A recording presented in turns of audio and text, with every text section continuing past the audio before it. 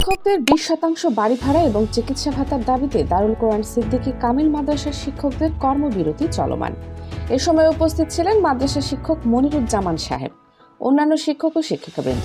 ছাত্রদের মাঝে বক্তব্য দিয়েছেন মাদ্রাসা শিক্ষক জনাব মনিরুজ্জামান এবং তিনি বলেন, শিক্ষকদের ন্যায্য অধিকার দিতে হবে এবং 24-এর আন্দোলনে পতিত স্বৈরাচার এবং ভারতে পলাতক শেখ হাসিনাকে অবিলম্বে বিচারের আওতায় আনতে হবে।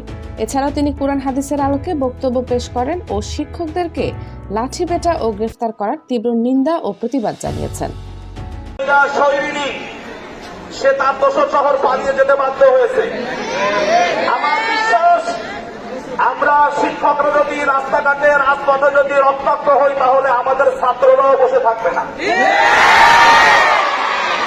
সুতরাং আমি কেন্দ্রীয় কর্মসূচিতে যারা আছেন শিক্ষকবৃন্দ, তারা বলেছেন এখন থেকে প্রবৃত্ত শিক্ষা প্রতিষ্ঠানগুলো অনির্দিষ্টকালের জন্য কর্মবিরতিতে থাকবে। আমরা সেই আলোকে ঐতিহ্যবাহী দারুল কোরআন সিদ্দিকী কামিল মাদ্রাসার শিক্ষকরাও আমাদের কেন্দ্রীয় যে সকল দায়িত্বশীল দায়িত্ব পালন করছেন তাদের সেই দায়িত্ব পালন করার কর্মসূচির সাথে আমরা এখানে বসে ঐক্যমত পোষণ করে আমরাও আজকের জন্য আমরা কর্মবিরতি ঘোষণা করছি। সম্মানিত অভিভাবক অভিভাবিকাবৃন্দ, আমরা অত্যন্ত বিনয়ের সাথে আপনাদেরকে বলছি যে আমরা আসলে ছাত্রদের কল্যাণ চাই, কিন্তু একটা কথা মাথায় রাখতে হবে। আমি মাঝে মধ্যে বলে থাকি, এখানে যারা আছেন আমাদের সবাই শিক্ষার সাথে জড়িত। কবি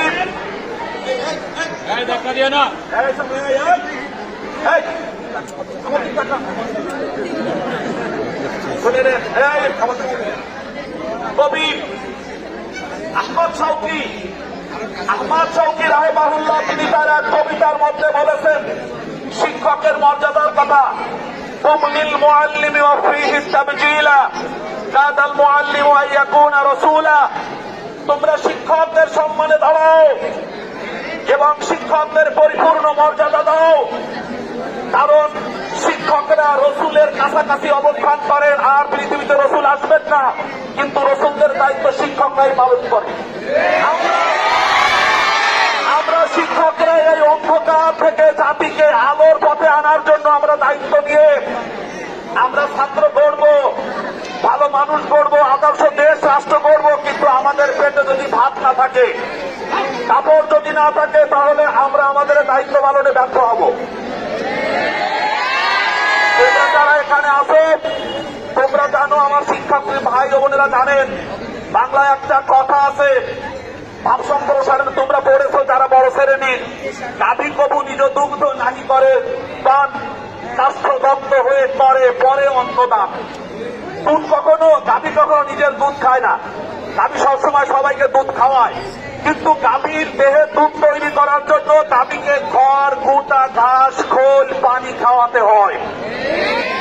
শিক্ষক হিসেবে যদি আমাদের কাছে আপনারা দুধ নামক জ্ঞান চান, এলেম চান, যা আমরা ছাত্রদেরকে দান করব, তাহলে অবশ্যই আমাদের পেটের মধ্যে খোল, খড়, কুটা, পানিও দিতে হবে, থাকার জন্য ভালো একটা আস্থাবান গোয়াল ঘর দিতে হবে।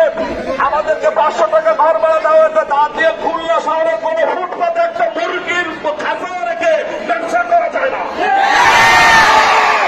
মুরগির খাঁচা রেখে বাজারে মুরগির খাঁচা দিয়ে ব্যবসা করার মতো 500 টাকা হয় না। আমাদেরকে 500 টাকা দাম বাড়ার কথা বলে চাকরির সাথে না, গোটা শিক্ষক সমাজ এবং গোটা মানবতার সাথে তারা গাদ্দারি করতেছে, তামাশা করতেছে। আমি বলবো যে আমাদের এই ন্যায্য দাবি সরকার মহোদয়কে বলবো মেনে নিন। আর আপনার মধ্যে খাপটি মেরে থাকা যে সকল দোষর আছে, রয়ের এজেন্ট আছে, ভারতীয় দোষর আছে, যারা শিক্ষকদেরকে দমন করে রাখলে ভালো জাতি গঠন হবে না বলে সিদ্ধান্ত নিয়েছে, ওই সকল রয়ের দোষরদেরকে খুঁজে বের করে ওদেরকে বাংলাদেশ থেকে বিতাড়িত করুন। আর এই দেশটাকে আদর্শ মানুষ গঠনের জন্য শিক্ষকদের প্রতি সদয় ব্যবহার করুন।